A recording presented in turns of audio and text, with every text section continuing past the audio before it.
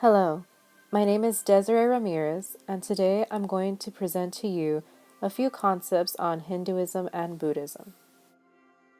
Here we have a Brahmin and a Bhikkhu. A Brahmin is a member of the highest caste of Hinduism. The Brahmins are the caste from which Hindu priests are drawn and are responsible for teaching and maintaining sacred knowledge. The Bhikkhu, on the other hand, is an ordained male monk in Buddhism. Bhikkhu literally means beggar or one who lives by alms. Their lifestyle are shaped to support their spiritual practice, to maintain a simple and meditated life and attain nirvana. Hinduism background. There is no single founder of Hinduism. It grew naturally out of culture and religious changes in India.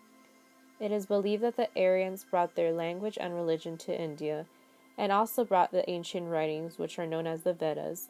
The is the earliest sacred book of Hinduism. Beginnings of Buddhism. Buddhism is one of the oldest religions in the world. It began in India and spread throughout most of Asia. Siddhartha, also known as Buddha, began Buddhism. His mother, Maya, dreamt of a white elephant entering her side, which led to the conception of Buddha. As time passed, he saw the four sides, which was an old man, a sick man, a corpse, and a holy man, which led to him to become the world teacher. He spent most of his life traveling, teaching his insights and way of life, and his teachings are recorded in a collection of books called the Pali Canon. One belief in Hinduism is known as samsara, which is the wheel of life, meaning there is constant rebirth, change, and suffering. And by rebirth, meaning people could come back to life either as in a human form or, for example, as an animal or a plant. By change, they mean that there's constant change all the time, all around the world, whether it be from age, from being young to old. And there is also suffering. And suffering, for example, could be starving children all around the world and not having enough food to eat.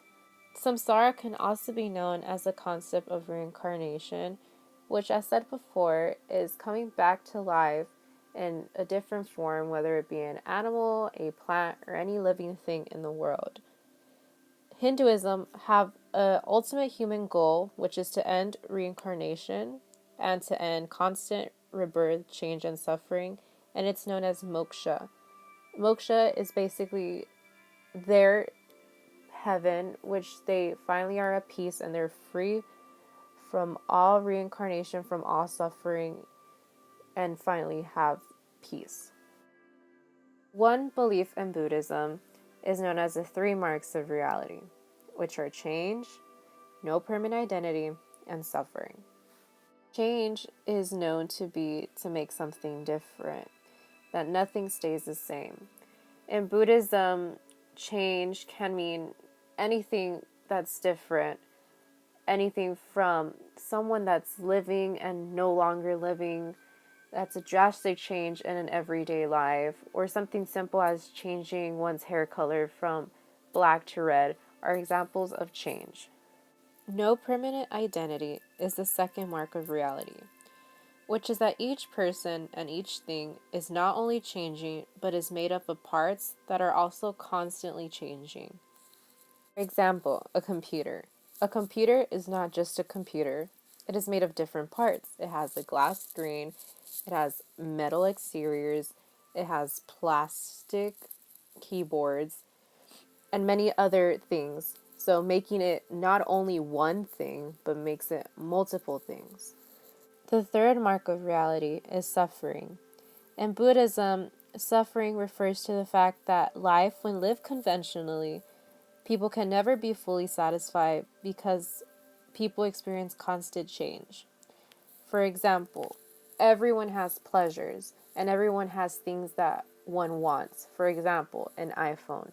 There's a new iPhone and people want that iPhone because it's new, it's different.